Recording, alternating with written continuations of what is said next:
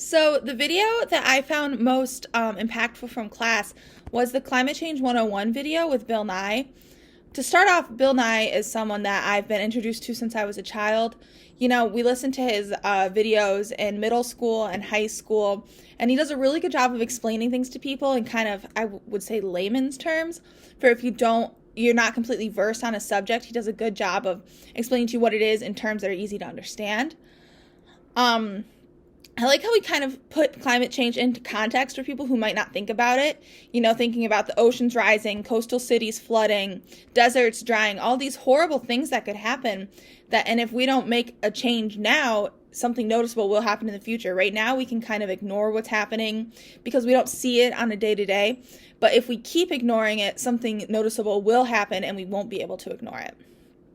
I also really liked when he talked about kind of at the end is like the biggest thing we can try to do, we can try to make small changes, you know, with like electricity and stuff like that, but also just spreading the news, talking to people, you know, having discussions like we do in class. You know, talking to people is where you get people to start changing and policies to be implemented. And I think it's really important that, you know, especially with my generation and the generations younger than us, we see the mistakes of our older generations and we realize, well, obviously that's not working, so something has to change. And I like how his video kind of, you know, said, it's okay if you can't, you know, start walking to work every single day. But if you can talk about it and do the little things that you can, then you're doing your part to try to combat climate change. And so as a public health professional, to address this public health problem, I think right now it is such a big issue that people just don't believe it's happening. It really seems right now that, like, you know, there's people that are even in denial that COVID's happening. And so climate change, you know, is something that people are hearing about right now and thinking, well, this isn't going to affect my life, or, you know, I don't see it happening, so it's not real. And I think right now, until something big does happen that they can't ignore, right now it kind of has to be tricking people into doing things for the environment that they think are for other things. And I think I mentioned this in class. But so, like, people can ignore climate change, but people can't ignore obesity. They can see that obesity is an epidemic that's affecting the U.S.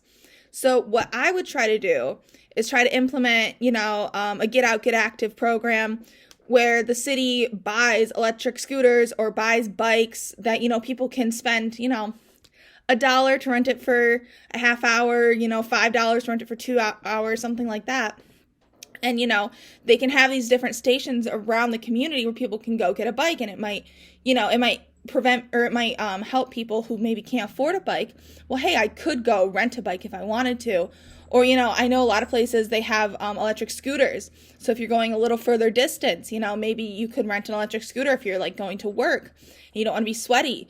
You know, you could rent this electric scooter and then you just dock it at another scooter port. I know they do that in Grand Rapids. You can do like electric scooter tours and stuff, and you can rent electric scooters. So maybe that would be something else.